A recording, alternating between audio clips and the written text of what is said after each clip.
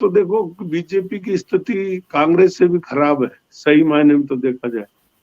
हमारे यहाँ भी मोदी जी का नाम है, अमित शाह का नाम है, बाकी स्टेट की लीडरशिप में जो चेहरे सामने आ रहे हैं उन चेहरों की पब्लिक में साख नहीं है। ये चेहरे ऐसे हैं जो अपने अपने विधान, जो मुख्यमंत्री के चेहरे हैं बीजेपी में, वो अपने अपने विधानसभा क्षेत्र में स्वयं जीत गए, वो ही काफी है। पब्लिक में उनका कोई वर्चस्व नहीं है, ना उनकी साख है, ना वो राजस्थान की भौगोलिक स्थिति के बारे में जानते हैं। अब इस तरह के नाम चल रहे हैं। रहा सवाल वसुंधरा जी का, अगर वसुंधरा जी को ये लीडर बनाते हैं तो देखो लीडर के पीछे खेल चलता है। आज हिंदुस्तान में भारतीय जनता पार्टी का परचम इसलिए लहराया है कि उनको लीडर मिल गया नरेंद्र भाई मोदी के रूप में। नरेंद्र भाई की लोकप्रियता के कारण सब तैर गए, सारे लोग तैर गए, तो लीडर चाहिए। तो आज बीजेपी में भी लीडर नहीं है। ऐसी स्थिति में भंवरलाल जी शर्मा बहुत लोकप्रिय रहे, कई बार विधायक रहे, और उनकी एक छवि है, धाकड़ नेता की छवि है। वो कभी छुपा के बात नहीं करते थे, स्पष्टवादी थे। अगर उनके मन में ये है कि मैं मंत्री बनना चाहता हूं तो सीएम को कह भी देते थे, छुपा के नहीं, देने भाई बात नहीं करते, सीधे कहते मुझे मंत्री बनाओ, नहीं मैं तो तुम्हारी खिलाफत करूंगा। ऐसा शख्स था और पब्लिक के काम करता था। और सबसे बड़ी बात उनकी ये थी कि सरदार शहर से आने वाले, चूरू से आने वाला कोई भी व्यक्ति उनके घर में बिना खाना खाए नहीं जाता था, सबको खाना खिलाकर भेजते थे। इतना उनका पारिवारिक जुड़ाव था। तो मैं नहीं समझता कि वो कोई कांग्रेस की जीत होगी वो या बीजेपी की हार होगी। वो तो पंडित भंवरलाल जी का अजय गढ़ है और भंवरलाल जी के नाम से वो सीट जीती जाएगी। अब बीजेपी उसमें कुछ इसलिए नहीं कर पा रही कि अभी तक बीजेपी हाईकमांड ने, दिल्ली ने अभी कोई फैसला ही नहीं लिया कि राजस्थान की बागडोर किस हाथ में थे।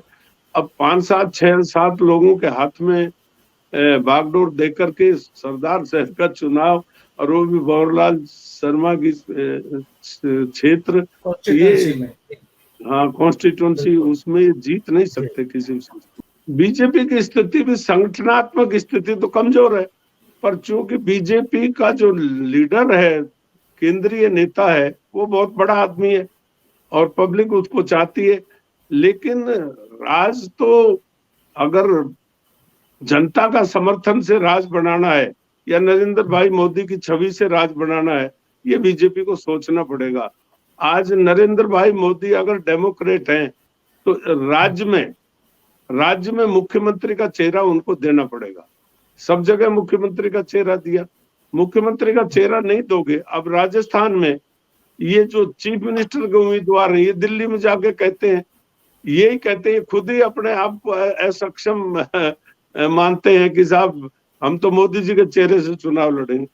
अब मोदी जी मान लो देश के प्रधानमंत्री हैं और लोकप्रिय भी बहुत है, लेकिन राजस्थान की गांव को, ढाणी को कर हैंडपंप की जरूरत है, बिजली पानी की जरूरत है, तो लोग दिल्ली थोड़ी जाएंगे। राजस्थान का चेहरा होना चाहिए जिनको जाके जनता जिनके नाम पर वोट दे, उनसे डिमांड कर सके, अपनी दुख सुख में अपने नेता से शेयर कर सके। अब हर बात में दिल्ली थोड़ी जाएंगे। ये तो कमजोर लोग कहते हैं कि मोदी जी के चेहरे से चुनाव लड़ेंगे। नाम होना चाहिए, जैसे अशोक गहलोत एक चेहरा है, सचिन पायलट एक चेहरा है, वसुंधरा राजे सिंधिया एक चेहरा है। तो अब इन चेहरों की फॉलोइंग है। अब जैसे गुजरात में चुनाव हो रहा है, हिमाचल में चुनाव हो रहा है, तो ये पार्टियां कितना ही ताकत लगा लो, बीजेपी जीतेगी। क्यों कि और वहां पर सब नेता हैं और सब लोकल नेताओं के अपने अपने क्षेत्रों में वोट होते हैं, तो उनके कारण बीजेपी के पास तो नेता है। अब आपने वहां कैंडिडेट खड़ा कर दिया, आपके पास जितने कैंडिडेट हैं उतने नेता। एक अकेला केजरीवाल से गुजरात की जनता थोड़ी वोट दे देगी। ऐसे ही कांग्रेस की हालत है। तो कांग्रेस की हालत, कांग्रेस के तो पुराने 2, 4, 5, 7, 10 नेता बच रहे हैं। अशोक गहलोत साहब भी जाते हैं, पूरी राजस्थान की लग रही। तो कांग्रेस कुछ सीटों को प्रभावित कर सकती है, लेकिन जीत तो वहां पर बीजेपी की होगी। देखिए सीएम चेहरा बीजेपी में तो वसुंधरा राजे सिंधिया बेस्ट चेहरा है और जनता उनके साथ है। चाहे रायशुमारी करा लो आप। और कांग्रेस में चेहरा अशोक गहलोत भी चेहरा है, सचिन पायलट भी चेहरा,